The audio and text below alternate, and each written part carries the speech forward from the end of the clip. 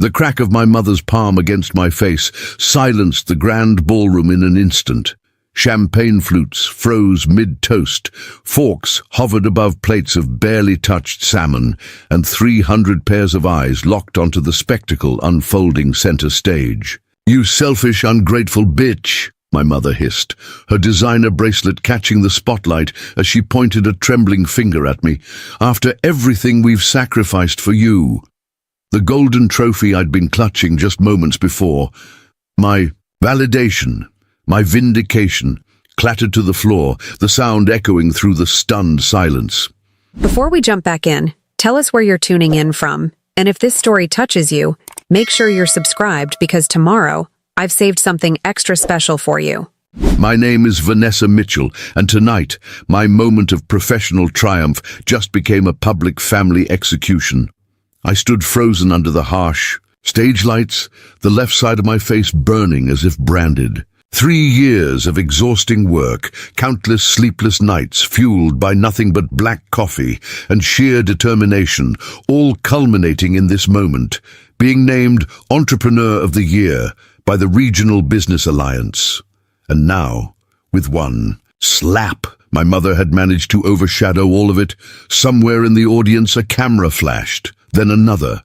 This would be tomorrow's headline, not my achievement. "Mom," I said, keeping my voice steady despite the hurricane of emotions threatening to tear me apart from the inside, "this isn't the place." "When is the place, Vanessa?" she demanded, her voice carrying across the ballroom's perfect acoustics. "When you've completely abandoned your family? When your sister loses everything because of your selfishness?" I could see my sister Meredith standing at the edge of the stage, her expression a complex mix of embarrassment and vindication. Unlike me, in my carefully tailored black suit, practical, professional, she wore a designer dress that probably cost more than most people in this room made in a month. She'd never worked a day in her life, floating from one passion project to another, always cushioned by our parents' seemingly endless financial support. "Ladies, please."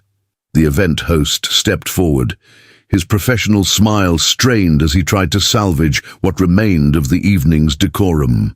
"Perhaps we could—" "No," my mother cut him off, eyes never leaving mine. "My daughter needs to understand what family means. Meredith has a brilliant business plan. She just needs funding to make it happen. Funding that Vanessa—" She practically spat my name, refuses to provide despite having more money than she knows what to do with. I looked out at the audience, spotting my team members, my mentors, the clients who had believed in me when nobody else did. They were witnessing this family drama unfold in real time, and I could see the mix of sympathy and second-hand embarrassment on their faces. "A brilliant business plan," I repeated, a humorless laugh escaping my lips. "Like her brilliant luxury pet spa that lasted all of 2 months, or her revolutionary organic food delivery service that never delivered a single meal? Each failure funded by your retirement savings while I worked 2 jobs to put myself through business school. You've always been jealous of your sister's vision," my mother snapped. "Vision requires follow-through," I replied, straightening my shoulders. "It requires work, commitment, sacrifice, things Meredith knows nothing about." Meredith stepped forward then, her eyes glinting with the righteous indignation she'd perfected since childhood. "Just because you had to claw your way up doesn't mean everyone has to struggle, Vanessa. Some of us have actual innovative ideas, not just—" She waved dismissively at the stage backdrop featuring my company logo. "Boring tech solutions that anyone could have thought of. Anyone could have thought of it, but no one did. Not until I spent 18 months developing the algorithm that now helped small businesses reduce their logistics costs by an average of 42%. The algorithm that had just won me this award. The algorithm that had investors lining up to fund our expansion." My father finally joined the fray, stepping onto the stage with that familiar expression of disappointed authority that had kept me in line for most of my childhood. Vanessa, be reasonable. Your sister's business plan is solid. She just needs seed funding to attract serious investors. 400,000 is nothing to you now. 400,000? I echoed, genuinely shocked. Last week it was 200. The scope expanded, Meredith replied smoothly. We're thinking bigger now. Of course you are, I said. Because why think small when someone else is footing the bill? I could feel the eyes of everyone in the room. Colleagues, competitors, journalists. This was supposed to be the crowning moment of my career so far, proof that all the sacrifices had been worth it. Instead, it had devolved into a family showdown. That was probably being live tweeted as we spoke. 400,000 isn't nothing to me, I said, my voice growing stronger. It's 10 new jobs I can create. It's expanding to 2 new cities. It's security for the 28 employees who depend on me to make smart decisions with our capital. Always so dramatic, my mother sighed, rolling her eyes. It's just money. Family is more important than money. Just money? The words hit like another slap. Just the money I saved by living in an apartment with 3 roommates and no heat for 2 winters. Just the money I earned coding until 3 a.m. after working my day job. Just the money I scraped together instead of taking vacations, buying new clothes, or even going out for dinner. I looked directly at my sister. You're right, Mom. Family is more important than money. So why is it that every time Meredith needs something, you expect me to be the one to sacrifice? Why is her happiness always prioritized over mine? Because you're stronger, my mother exploded, finally giving voice to the truth that had shaped our family dynamic for as long as I could remember. You've always been able to take care of yourself. Meredith needs our support. And there it was, the unvarnished truth I'd always known, but they'd never admitted so blatantly. I was stronger because I had to be. From the moment Meredith was born, I became the family afterthought, the reliable one, the one who would always understand, always give in, always sacrifice. I looked down at my award lying on the stage floor, the culmination of years of work dismissed in an instant because Meredith had another brilliant idea. I bent down and picked it up, feeling its weight in my hands. This was mine. I had earned it, and I was done apologizing for my success. Get out, I said quietly, my voice carrying across the now silent room. All of you, get out of my award. Ceremony? Vanessa, my father started, but I cut him off. No. I built this company without your help, without your support, without your belief in me. You don't get to come here now and demand I hand over nearly $500,000 to Meredith. Because she's decided this is her latest dream. Meredith's face contorted with anger. You selfish bitch. You've always tried to overshadow me, always had to prove you're better than me. Well, guess what? Nobody likes you. You're just a cold, calculating robot who got lucky with some stupid algorithm. I gestured to the event security team, waiting discreetly at the edges of the stage. Please escort my family out. They're no longer welcome here. As they were being led away, my mother turned back, her face a mask of righteous indignation. You'll regret this, Vanessa. When your little company fails, don't come crying to us. I watched them leave, my heart pounding, but my resolve stronger than ever. Once they were gone, I turned to the audience, who were still watching in stunned silence. I apologize for the interruption, I said, forcing a smile and raising my award. This belongs to my entire team at Mitchell Analytics. Without their dedication, innovation, and hard work, none of what we've achieved would be possible. Please enjoy the rest of the evening. I believe dessert is about to be served, and I've been told the chocolate mousse is exceptional. The room gradually came back to life with nervous laughter and the resumption of conversations, though I could still feel the eyes on me, hear the whispers behind raised hands. My marketing director, Alex, approached with concern, etched on his face. Are you okay? He asked quietly. I'm fine, I replied, straightening my jacket. Actually, I'm better than fine. I think I finally broke free. Preparing and narrating this story took us a lot of time, so if you are enjoying it, subscribe to our channel. It means a lot to us. Now back to the story. The rest of the evening passed in a blur of congratulations, networking, and forced smiles. I gave the expected interviews, accepted the expected praise, and pretended that my face wasn't still burning from my mother's hand. By the time the last guest left, I was emotionally and physically exhausted, operating on autopilot and the last dregs of adrenaline. I sat alone at what had been the head table, now littered with empty glasses and abandoned dessert plates, when my phone buzzed with a text from Meredith. "Mom and Dad are furious. You've always been so selfish. Don't think this is over." I stared at the message, feeling an odd sense of calm wash over me. They were right about one thing. This wasn't over, but not in the way they thought. The next morning, I arrived at my office before any of my employees. The early dawn light filtered through the floor-to-ceiling windows, casting long shadows across the open workspace. This office, this company, I had built it all from nothing.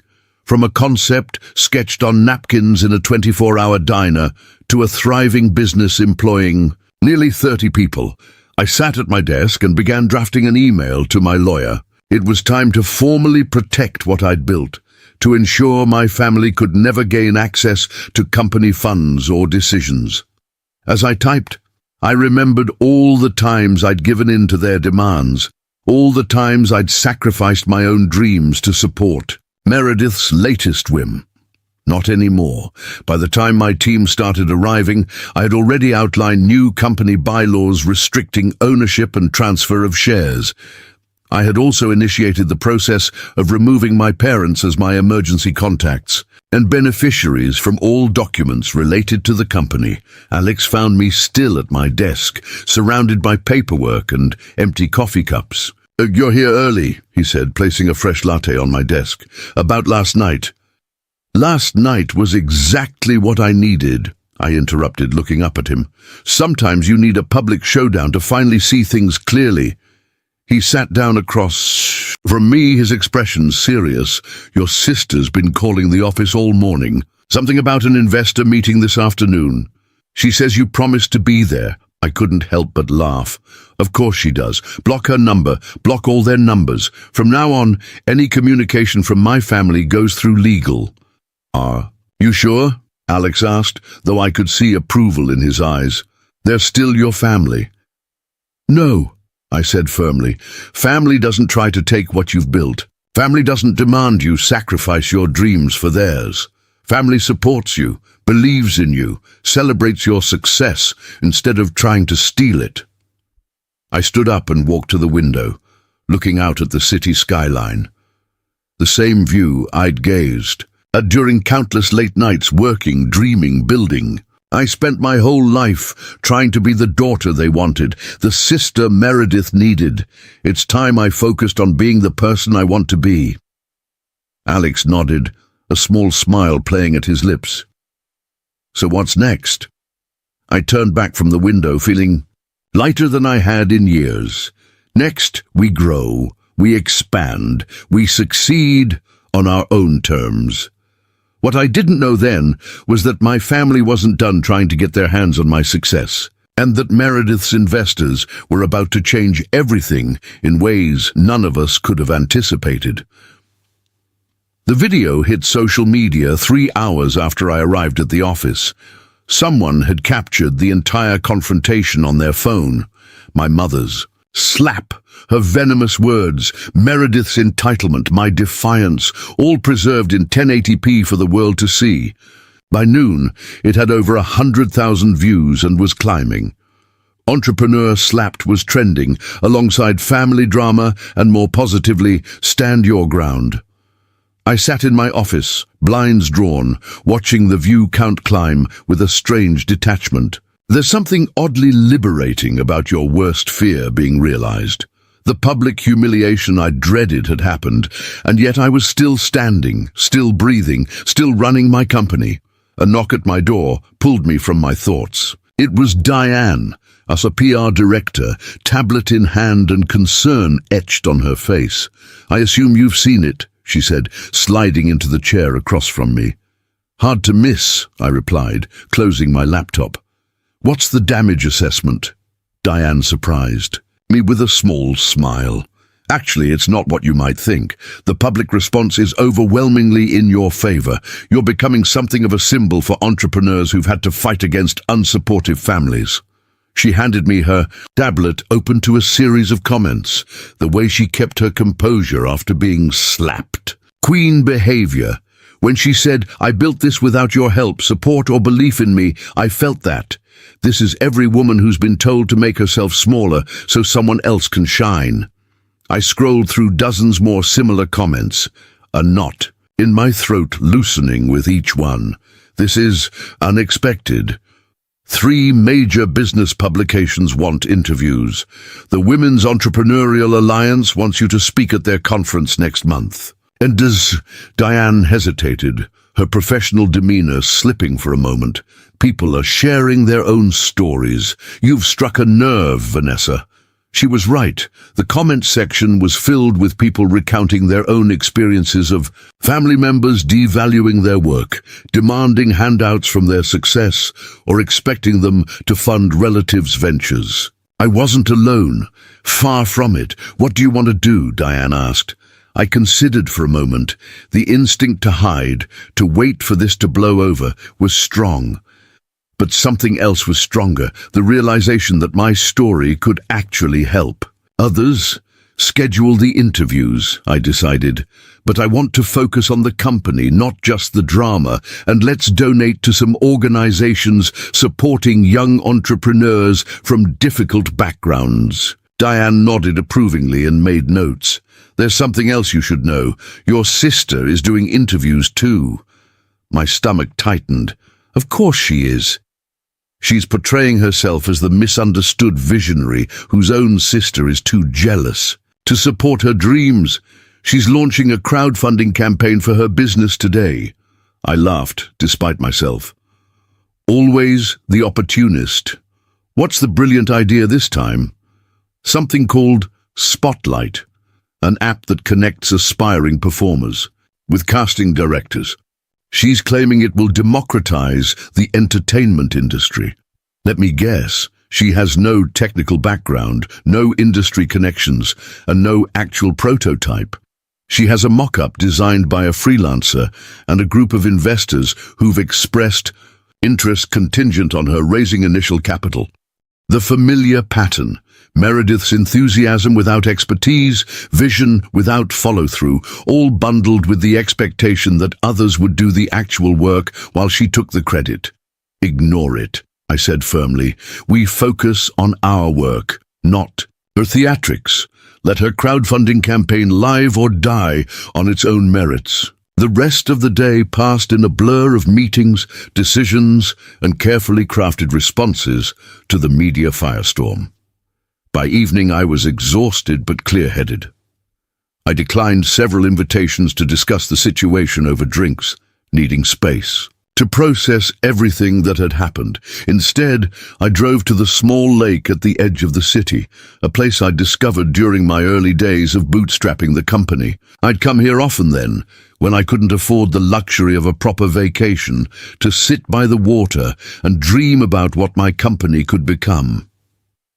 The sunset painted the lake in shades of orange and gold as I sat on a weathered bench. The events of the past 24 hours replaying in my mind. My phone buzzed with a message from an unknown number. Against my better judgment, I opened it. "You think you're so clever. Mom and Dad may be fooled by your little success story, but I know what you really are. The investors are meeting tomorrow. You might want to be there if you care about your precious reputation. 4 p.m. the Grayson Hotel. Meredith, always with the vague threats." I started to type a dismissive response, then stopped. Something about this felt different, more desperate, more dangerous. Instead of responding, I forwarded the message to my lawyer with a simple question. Should I be concerned? His response came quickly. "Don't engage, but yes, Let's discuss this in the morning. I pocketed my phone and stared out at the darkening water. What investors would meet with Meredith after seeing that viral video, and why would my presence be necessary unless... The realization hit me like ice water. She was using my name, my company's reputation, or both, to lure investors. It wouldn't be the first time she'd implied connections she didn't have. Sleep eluded me that night. I tossed and turned in my apartment, mind racing with possibilities, each more concerning than the last. By morning, I had made a decision. I would attend this mysterious investor meeting, not to help Meredith, but to protect myself and my company. My lawyer, James, arrived at my office early, his normally calm demeanor tinged with concern. "I've done some digging," he said without preamble. "The investors meeting with your sister aren't typical venture capitalists. They're from Helix Capital." The name rang a faint bell. "The firm with those questionable overseas investments?" James nodded grimly. "They specialize in high-risk ventures. They've been investigated twice for fraud, though nothing was proven. Their typical approach is to invest in companies with connections to established successful businesses. And Meredith is selling them on a connection to Mitchell Analytics," I finished, the picture becoming clearer. "Most likely. The question is how far she's gone in making that claim. Has she implied partnership, resource sharing, your personal involvement?" I thought of all the times Meredith had exaggerated or outright fabricated to get what she wanted. She could be promising them anything.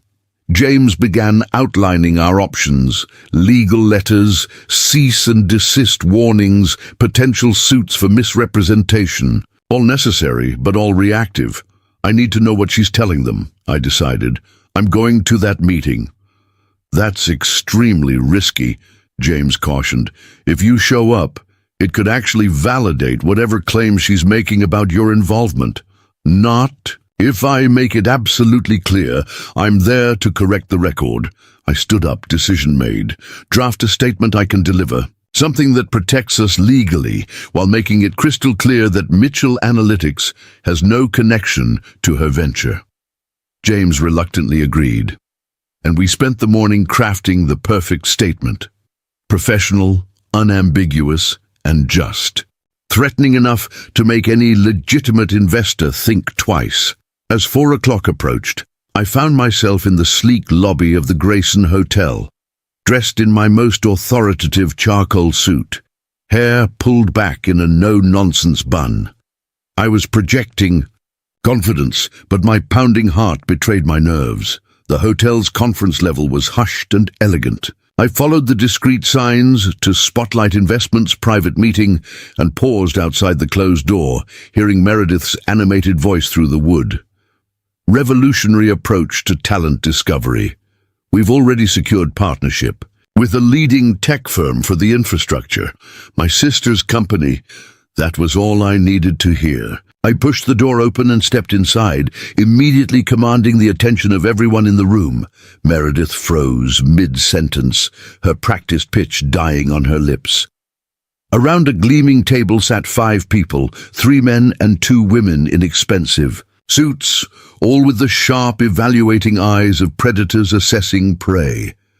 "I apologize for the interruption," I said, my voice steady and clear. "I'm Vanessa Mitchell, CEO of Mitchell Analytics.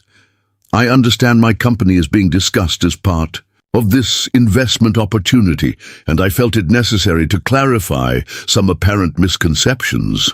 A distinguished man with silver temples and cold eyes spoke first. "Ms. Mitchell, how unexpected. Your sister was just explaining how your technology would provide the backbone for Spotlight's matching algorithm." I met his gaze unflinchingly. "Then I'm afraid my sister has misled you. Mitchell Analytics has no partnership, affiliation, or involvement with Spotlight, nor will it in the future."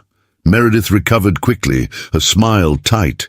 "Vanessa is being modest. We've discussed collaboration extensively."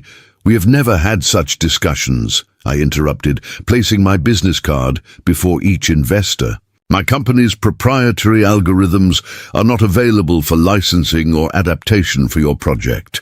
Any claims to the contrary are false.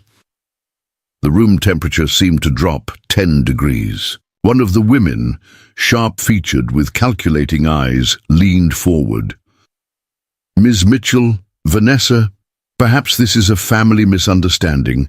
The potential synergy between established analytics and entertainment networking is precisely what interested us. There is no misunderstanding, I replied, and to ensure complete clarity, I've prepared a formal statement. I removed James's carefully worded document from my portfolio and placed it on the table. This statement confirms that Mitchell Analytics has no business relationship with Meredith Mitchell or any venture called Spotlight. We will pursue legal action against any party that claims or implies such a relationship exists. I've had my legal team copy this to each of your corporate offices. The bluff about sending it to their offices worked. I could see the unease spreading across their faces. No one likes discovering they've been misled, especially not people who prided themselves on due diligence. Meredith's face had transformed from shock to fury. "You bitch!" she hissed. "You couldn't stand to see me succeed, could you?" I ignored her, addressing the investors directly. I understand the appeal of associating with a successful company, but I built Mitchell Analytics through integrity and genuine innovation. I hope you'll demand the same from all your investment opportunities. I turned to leave, having said what I came to say when the silver-haired man spoke again. "Actually, Ms. Mitchell, Vanessa, perhaps we've been approaching this from the wrong angle. Your company's success speaks for itself. We'd be interested in discussing direct investment opportunities with Mitchell Analytics instead." I paused, genuinely surprised by the pivot. For a brief moment I considered it, then I remembered James's warnings about Helix Capital. "I appreciate the interest, but we're not seeking additional investment at this time. Our current growth strategy is fully funded." His smile didn't reach his eyes. "Everyone has a price, Ms. Mitchell. We could offer resources beyond mere capital." Something in his tone sent a warning shiver down my spine. This wasn't just about money. "Thank you, but my answer is final. Good afternoon." I left without looking at Meredith, but I could feel her glare burning into my back as I walked out. In the elevator down to the lobby, I finally allowed myself to exhale, hands trembling slightly with the aftermath of adrenaline. My phone buzzed with a text from James. "How did it go?" I typed back, "Handled, but something feels off. Helix seemed too interested in our company. Research them deeper." The lobby was bustling with late afternoon activity as I emerged from the elevator. I was heading for the exit when I spotted a familiar figure seated in the bar area. My father, nursing what appeared to be a whiskey, his expression uncharacteristically defeated. I hesitated, torn between walking past and confronting him. Curiosity won. I changed direction and approached his table, waiting for Meredith's triumphant return. He looked up, startled, then resigned. "Vanessa, were you part of this, Dad? Helping her lie to investors about connections to my company?" He swirled the amber liquid in his glass. "I told her it was a mistake. That surprised me." "You did? I may have overestimated the viability of her business plan." He looked older suddenly, the harsh bar lighting accentuating every line on his face.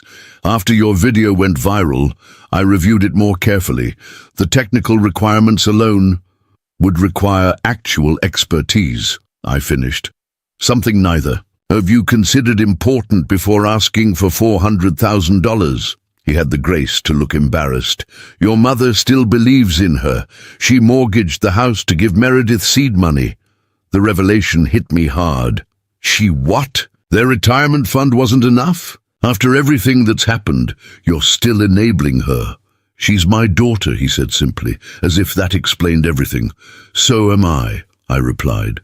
"But you've never mortgaged anything for me." He didn't respond, and I realized there was nothing. More to say. I turned to leave, then paused.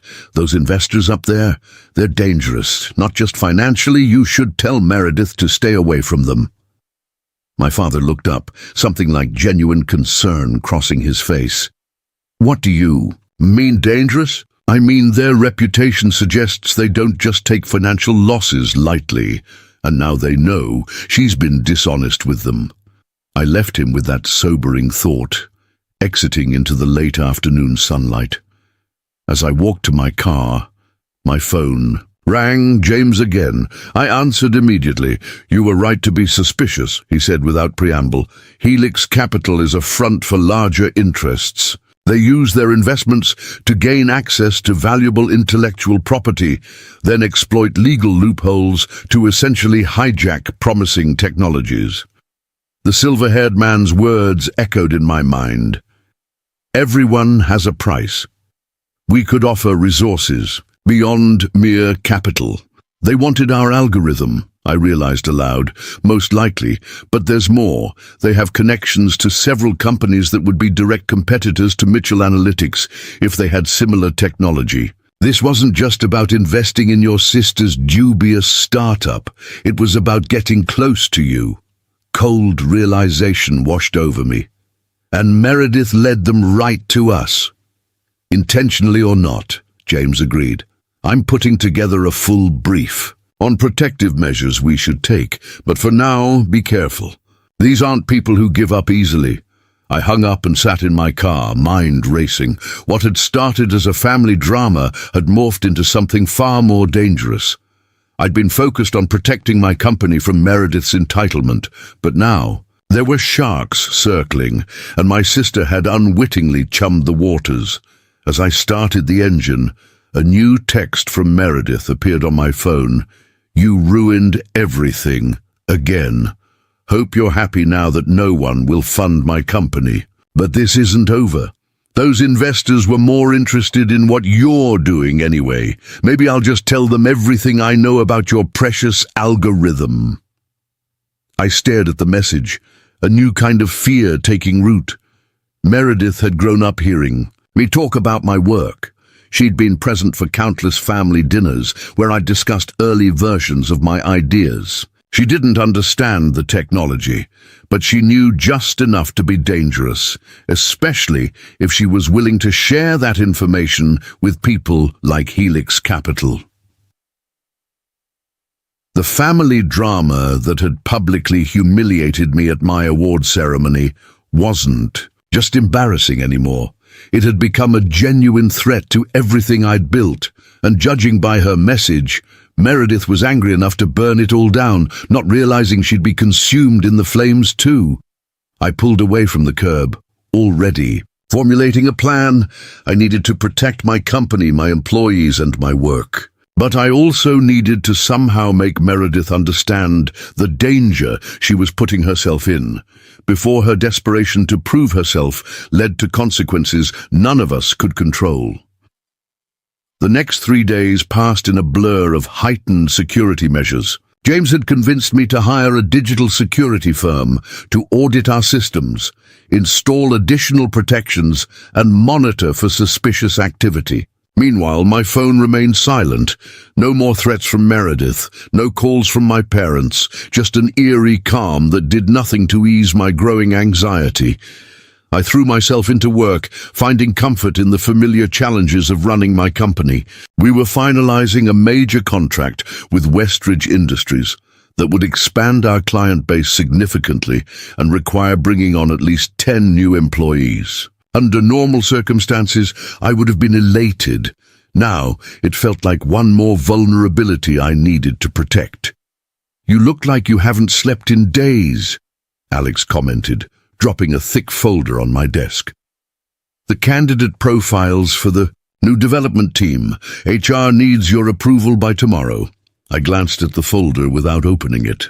Thanks, I'll review them tonight. Tonight? Alex frowned. You've been here until midnight every day this week. Whatever's going on with your family and these Helix people, you can't handle it if you're running on fumes. He was right, of course. But admitting exhaustion felt dangerously close to admitting defeat. Before I could respond, Diane appeared in the doorway, her expression uncharacteristically hesitant. "Vanessa, there's someone here to see you. She says she's your grandmother." My head snapped up. "My grandmother? That's impossible. Both my grandmothers are dead."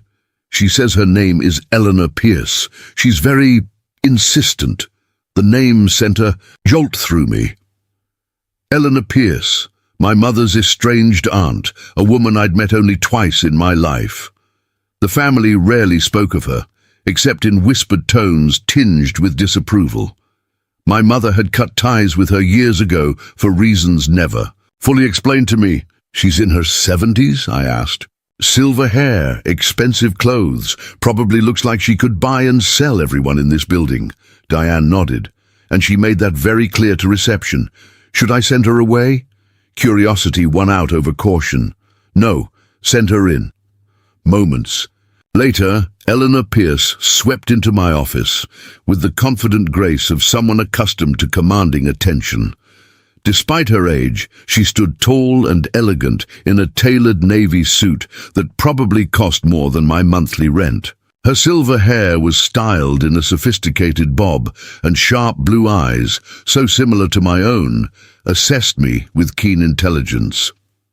"Vanessa," she said, her voice cultured but warm. "You've grown into quite the formidable woman."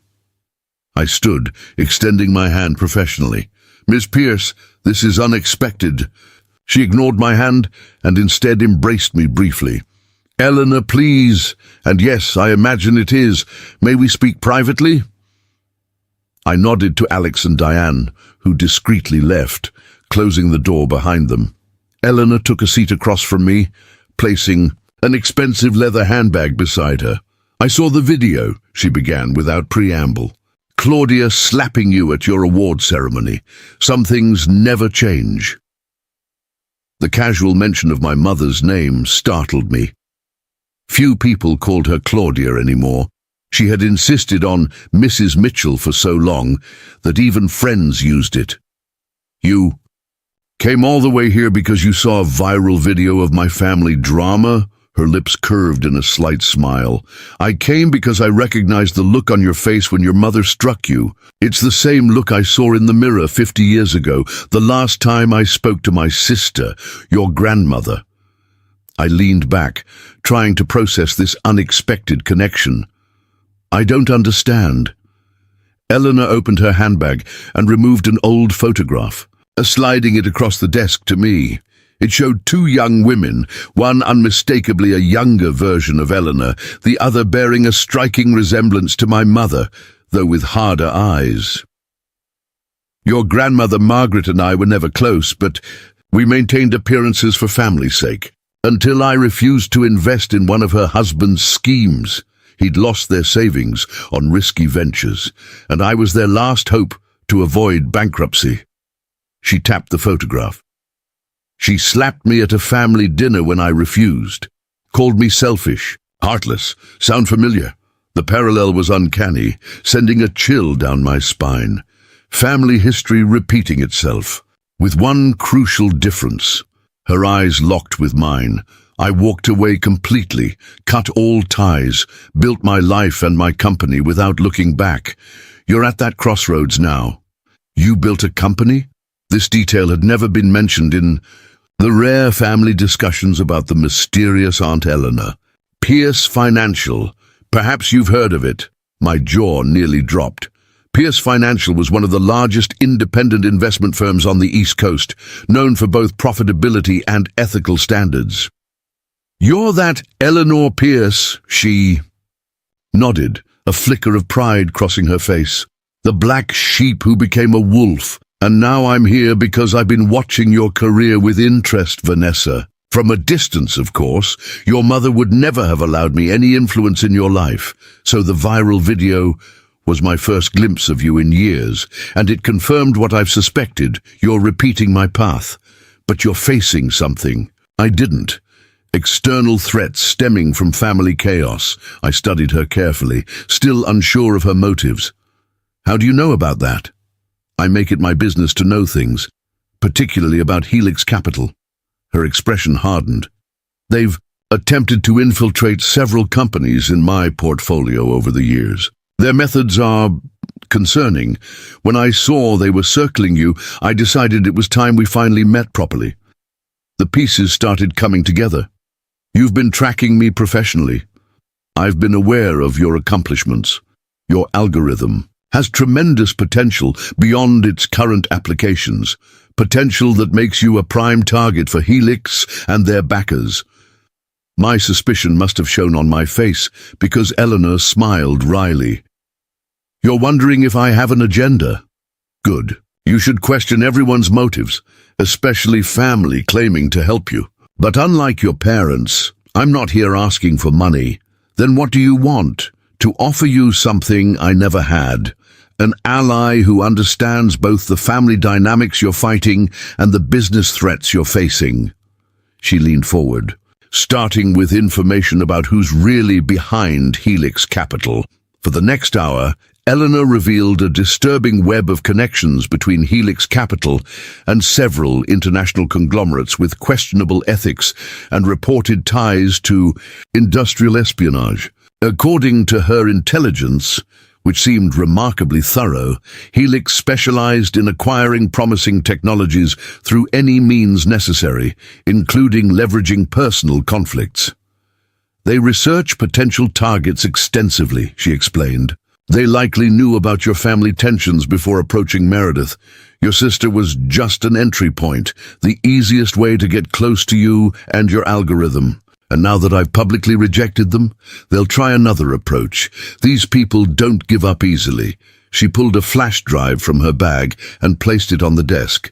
This contains documentation of their previous tactics, legal vulnerabilities you can exploit, and contact information for security specialists who've successfully countered them before. I stared at the flash drive, overwhelmed by both the information and the surreal nature of this unexpected family reunion.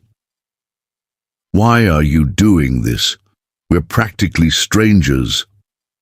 Eleanor was quiet for a moment, her composed exterior showing the first hint of emotion. Because 50 years ago, I walked away from a toxic family situation and never looked back.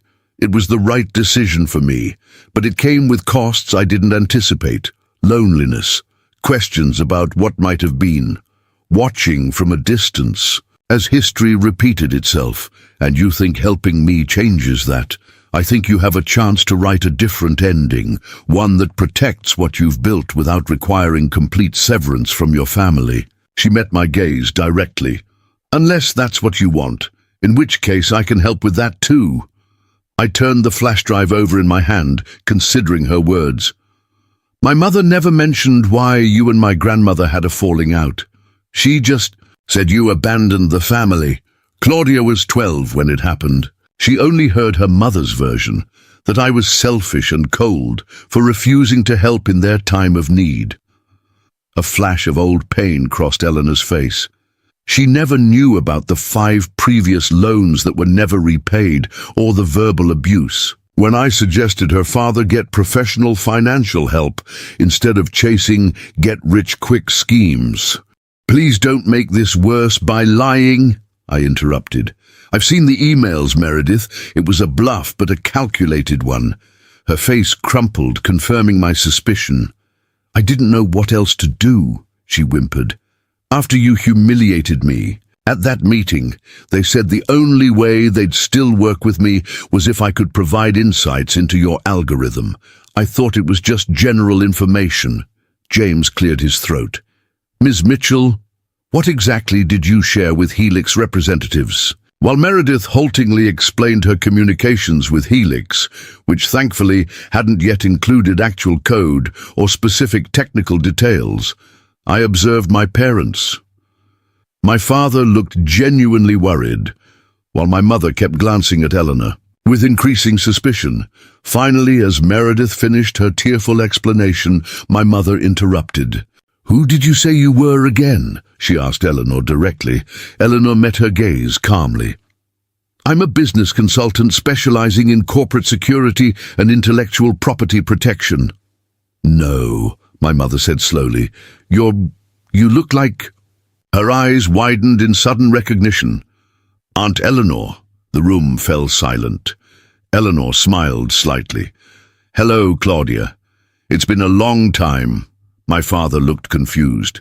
"Eleanor? Your estranged aunt? What is she doing here?" My mother stood, face flushing with anger. "How dare you come into my home? After all these years of turning your back on family? That's rich coming from the woman who slapped her daughter at an awards ceremony for refusing to bankroll another of her sister's failed ventures." Eleanor replied evenly. "Some family patterns deserve to be broken, don't you think?" I intervened before my mother could respond.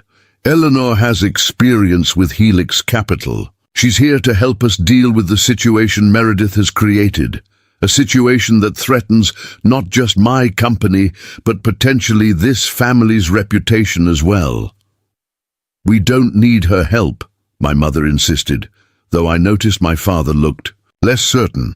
"Actually," James interjected, "given the severity of what Ms. Mitchell has described, I would strongly recommend accepting assistance from anyone with relevant expertise.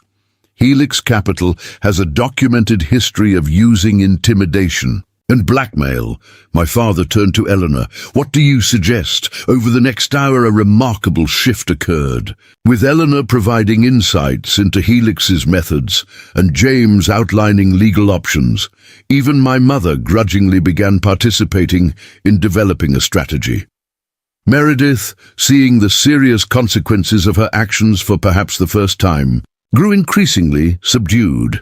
"The key," Eleanor explained, "is to demonstrate that Meredith has no access to the information they want, while making it clear that any attempt to use blackmail will result in immediate legal action and public exposure of their tactics, particularly damaging given the current investigation they're facing."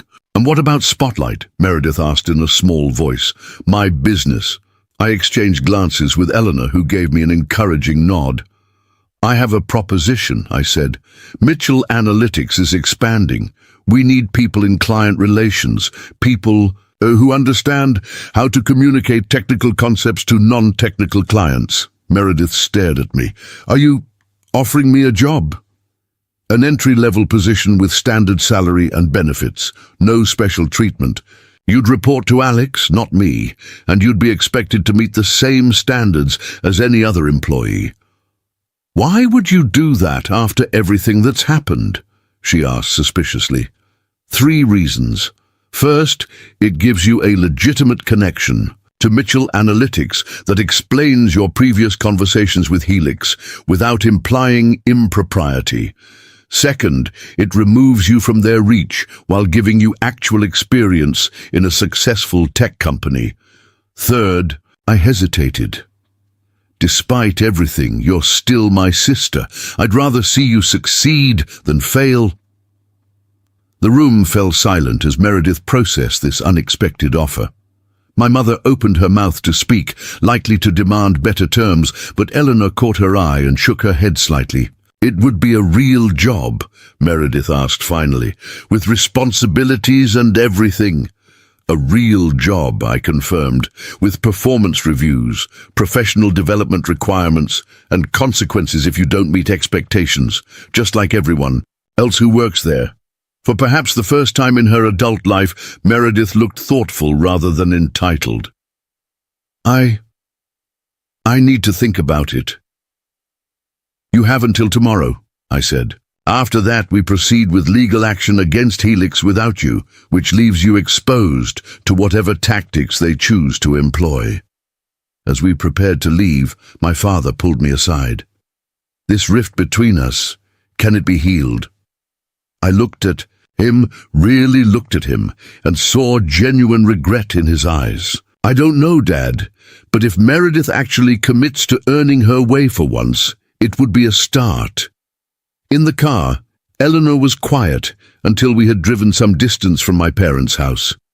"You handled that remarkably well," she said finally. "You protected your company while offering your sister a path to potential growth, without sacrificing your boundaries." "I had good advice," I replied. "Thank you for coming." Seeing you stand up to my mother after all these years, it helped." She smiled slightly. Family reconciliations are rarely so dramatic in real life, but seeing Claudia's face when she recognized me, she laughed softly. "Some satisfactions are worth waiting 50 years for. Will you stay in touch?" I asked, realizing how much I wanted that connection to continue. "I think it's time I got to know my great-niece properly," she replied, "especially since she seems to have inherited the best parts of the Pierce business acumen without the worst of the family flaws." As we drove back toward the city, I felt something shift inside me, a weight lifting that I hadn't fully acknowledged was there.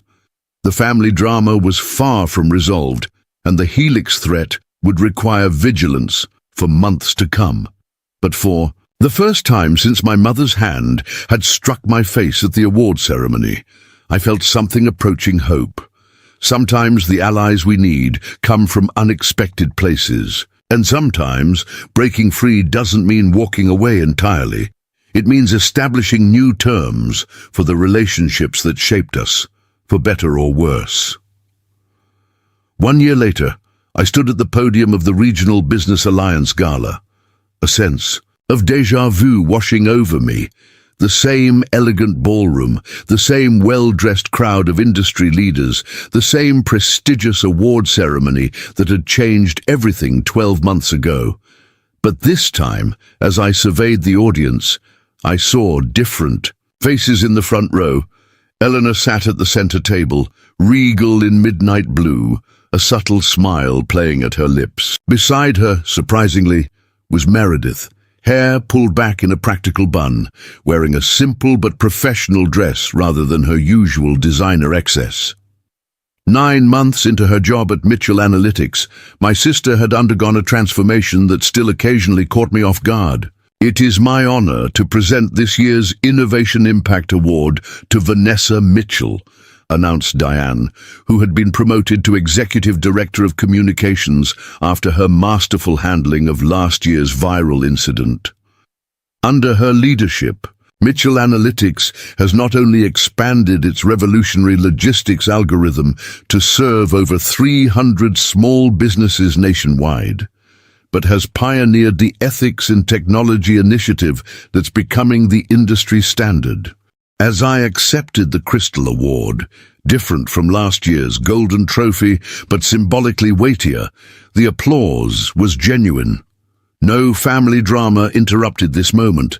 No slap echoed through the ballroom.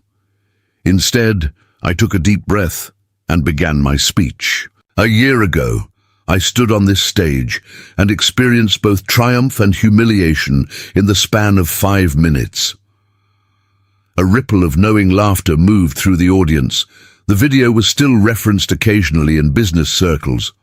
What you didn't see in that viral clip was what happened afterward. How public conflict became the catalyst for profound change, not just in my company, but in my understanding of legacy and leadership. My gaze found Eleanor, who nodded encouragingly. Success is often portrayed as a solitary journey, the lone entrepreneur battling against all odds. But true success, sustainable success, comes from building the right connections, knowing which relationships to nurture, which to transform, and sometimes which to leave behind. I continued my speech, outlining the Ethics in Technology initiative that Eleanor had helped me develop, a set of principles for safeguarding intellectual property, while ensuring technology served human needs first. I spoke about Mitchell Analytics' expansion, our new headquarters downtown, and the scholarship program for young women in STEM that I'd established with some of our profits. What I didn't mention publicly was the behind-the-scenes battle we'd waged against Helix Capital, how Eleanor's intel and James's legal strategy had exposed their predatory practices to regulatory authorities, how their attempted infiltration of Mitchell Analytics had ultimately led to federal investigations and the company's restructuring under new management. Some victories were better celebrated privately. As I concluded my remarks to enthusiastic Applause.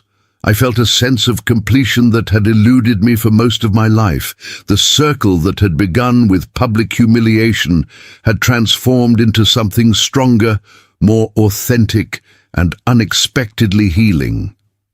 The reception afterward was a stark contrast to last year's awkward aftermath.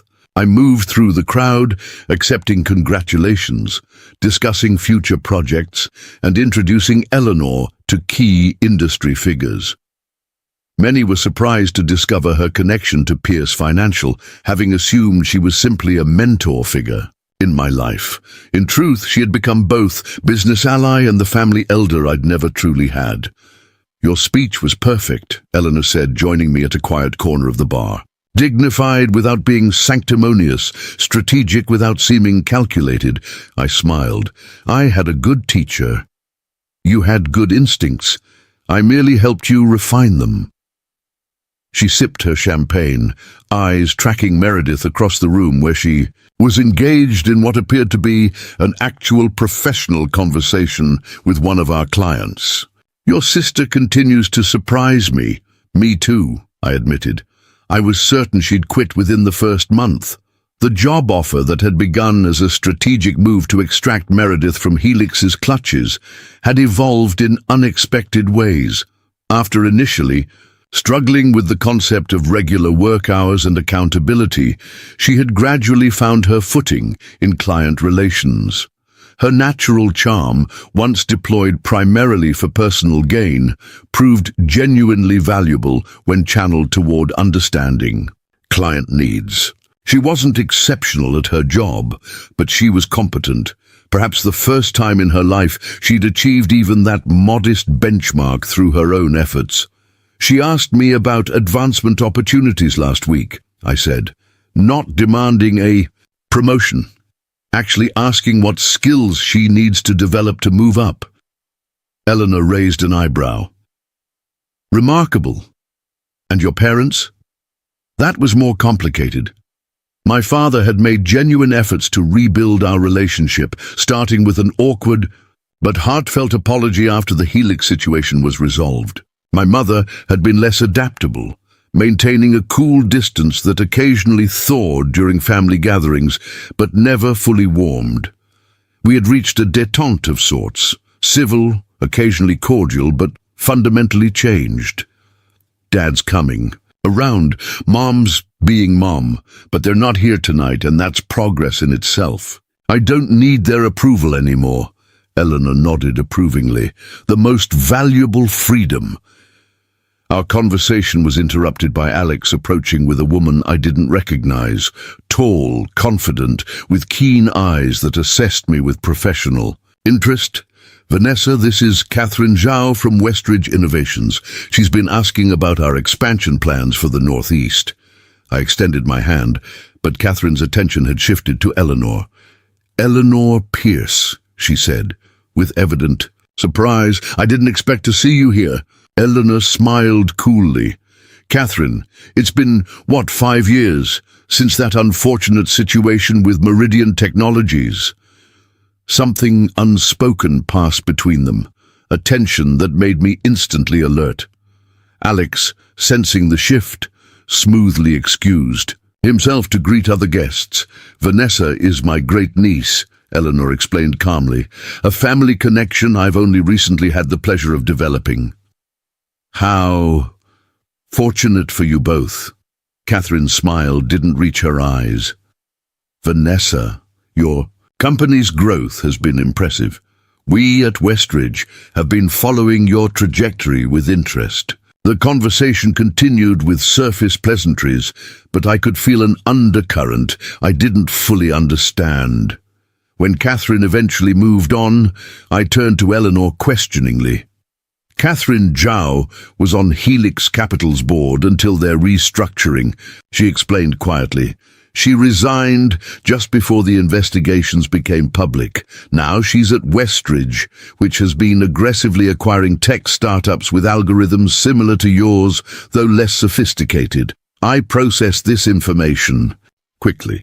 So Helix's strategy has shifted to Westridge. It appears so." Their methods are less obvious, more patient, but the objective remains the same. Eleanor's expression was serious. They play the long game, Vanessa. Tonight was reconnaissance. Instead of anxiety, I felt a strange calm. A year ago, this revelation would have sent me into crisis mode. Now, it was simply information to be strategically managed.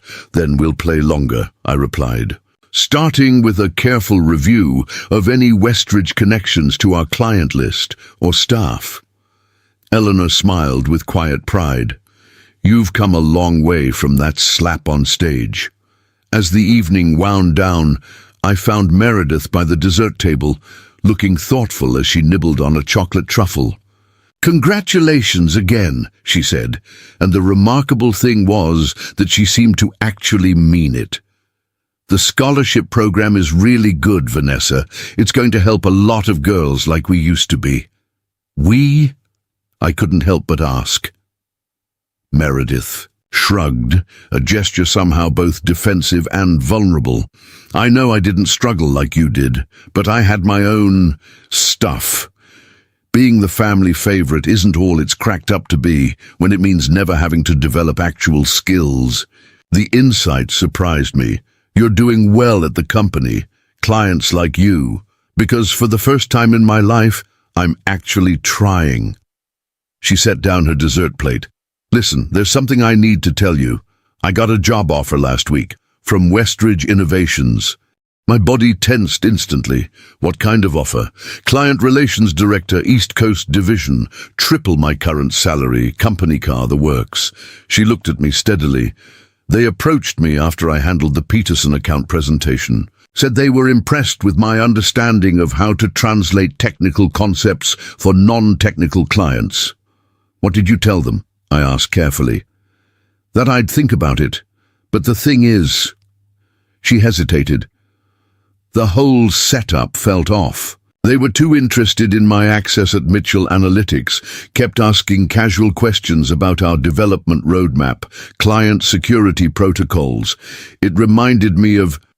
She didn't need to finish the sentence. Helix, I supplied. She nodded. I'm not making that mistake again.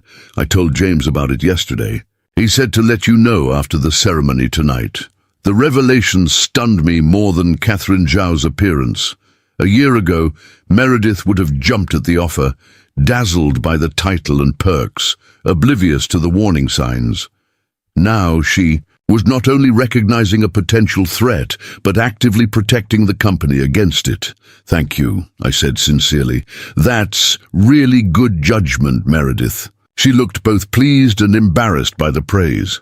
Yeah, well, turns out having to actually earn things teaches you their value. Later that night, as the gala wrapped up, I stood on the ballroom's terrace overlooking the city lights. Eleanor joined me, her expression contemplative. Quite a different ending from last year, she observed. I was just thinking that, I agreed. Last year I was sitting alone at an empty table after everyone left, staring at a text from Meredith threatening that it wasn't over. And now she's warning you about suspicious job offers. Eleanor chuckled softly. Life does take unexpected turns. The night air was cool, carrying the promise of autumn. Below us, the city pulsed with energy, thousands of lights representing countless other stories unfolding in parallel to mine. We need to talk about Westridge, I said, turning to face her directly. If they're implementing Helix's strategy with a more patient approach, we need a counter-strategy that anticipates their moves. Eleanor nodded. I've already begun compiling information, but Vanessa, there's something else we should discuss. Something more personal. Her tone made me curious. What is it? I'm 75 years old, she said matter-of-factly. I've built Pierce Financial from nothing into one of the most respected firms on the East Coast, but I have no children, no direct heirs to continue what I've created. I waited, sensing where this might be heading, but not wanting to presume. Over this past year, I've come to recognize something in you that goes beyond our shared family history or similar experiences with difficult family dynamics. She smiled wryly at the understatement. You have an integrity in your approach to business that's increasingly rare. You understand that success without principles is merely profitable predation. I learned that from you, I pointed out. Perhaps, but you were already oriented in that direction. She turned to look out at the city again. I'd like you to consider joining the board of Pierce Financial, with the possibility of a more significant role in the future. Should you find the work engaging? The offer took my breath away. Pierce Financial was exponentially larger than Mitchell Analytics, a powerhouse in the investment world known for both profitability and ethical standards. I don't have experience in financial services, I said, processing the opportunity. My background is in tech and analytics, which is precisely why you'd bring valuable perspective. Financial services is increasingly driven by algorithms and data analysis. Your expertise would be an asset, not a limitation. She looked at me directly. This isn't charity or nepotism, Vanessa. It's strategic succession planning. You've proven your capabilities this past year, not just in business acumen, but in navigating complex human dynamics. I thought about what this would mean: dividing my time between Mitchell Analytics and Pierce Financial, learning a new industry, potentially stepping into Eleanor's legacy. It was daunting, but undeniably exciting. I'm not asking for an immediate answer, she continued. Take time to consider all aspects, but know that the offer comes with no strings and no expectation that you'd follow my approach precisely. Evolution is necessary for any institution to remain relevant. Thank you, I said finally. I'm honored you'd consider me. Honor has nothing to do with it, she replied with characteristic directness. It's about recognizing capability and character. You've demonstrated both. As we prepared to leave the gala, I found myself reflecting on the extraordinary journey of the past year. From public humiliation to professional expansion, from family crisis to unexpected alliance, from isolation to a network of genuine support. The path had been neither straight nor easy, but it had led me to this moment of clarity and possibility. 3 days later, I called a meeting at Mitchell Analytics. Our executive team gathered in the conference room, curious about the urgent summons. I stood at the head of the table, a sense of certainty guiding me. Westridge Innovations has been making strategic moves that suggest they're targeting our intellectual property, I began, outlining what we knew about their recruitment, attempts and market positioning. Rather than simply playing defense, I propose we undertake a significant pivot. For the next hour, I presented a vision that had crystallized over the past 72 hours, expanding Mitchell Analytics' core algorithm beyond logistics into financial technology applications. It was a bold move that would put us in a different competitive space, one where our technology could have even broader impact while being less vulnerable to Westridge's acquisition strategy. This would require significant investment, Alex pointed out. New talent, new infrastructure. I've secured potential funding, I replied, thinking of my conversation with Eleanor that morning, where she'd offered Pierce Financial's support for the expansion in exchange for first implementation rights on the fintech applications. But more importantly, it requires us to think beyond our original mission while staying true to our core values. The discussion was vigorous, with concerns raised and addressed, possibilities explored and refined. By the end, there was cautious enthusiasm for the new direction, a direction that would challenge us all but offered tremendous growth potential. As the team filed out, energized by the possibilities, Diane lingered behind. "This is about more than Westridge, isn't it?" she asked perceptively. I nodded. "It's about building something that can't be easily replicated or acquired, something that reflects values beyond profit margins." A legacy, she said simply. The word resonated. A year ago, legacy had meant family obligation, the weight of expectations and entitlement that had culminated in that public slap. Now it meant something entirely different. The impact of choices made with integrity, the ripple effect of business conducted ethically, the future shaped by principled innovation. That evening I met Eleanor for dinner at a quiet restaurant overlooking the harbour. The setting sun cast a golden glow over the water, symbolic of the transition underway in both our lives.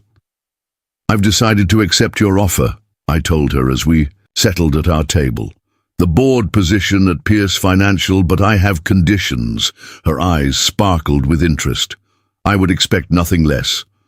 First, I need flexibility to implement my expansion plan for Mitchell Analytics. Second, I want to establish a joint venture between our companies to develop fintech applications of our algorithm. Third," I hesitated, then continued, "I want to establish a family foundation focused on supporting women entrepreneurs from disadvantaged backgrounds." "The first two are business decisions I fully support," Eleanor replied. "The third is more personal. May I ask what prompted it?" I considered how to explain the complex evolution of my thinking. When my mother slapped me on that stage, she was enforcing a family pattern that stretched back generations. The expectation that successful members subsidize the less capable ones without question. It's a pattern that ultimately weakens everyone involved. "Indeed," Eleanor agreed, having lived that reality herself. "But in breaking that pattern, I don't want to lose sight of genuine responsibility to help others. Not out of guilt or obligation, but from a position of strength and principle." I met her gaze directly. The foundation would operate on merit and potential, not entitlement. It would offer opportunity, not handouts, a different kind of family legacy. Using wealth to create capability rather than dependency. Eleanor nodded, approvingly. "I think Margaret and Claudia would be thoroughly confused by the concept." We both laughed, the shared family history now a point of connection rather than division. "There's one more thing," I added. "I'd like to offer Meredith a position at the foundation. Not running it. She's not ready for that level of responsibility, but working with the recipients, helping them navigate the challenges of starting a business. She has first-hand experience with both failure and the beginnings of legitimate success." Eleanor considered this thoughtfully. "It's risky. She's made progress, but—" "It's a calculated risk," I interrupted gently. "With appropriate oversight and clear expectations. The past year has shown she's capable of growth when given the right structure. And if she reverts to old patterns, then she faces the consequences, just like anyone else would." I was firm on this point. No special treatment, no family bailouts, just a genuine opportunity to continue her evolution. Eleanor raised her glass in a toast. "To breaking destructive patterns while creating constructive ones. To legacy redefined."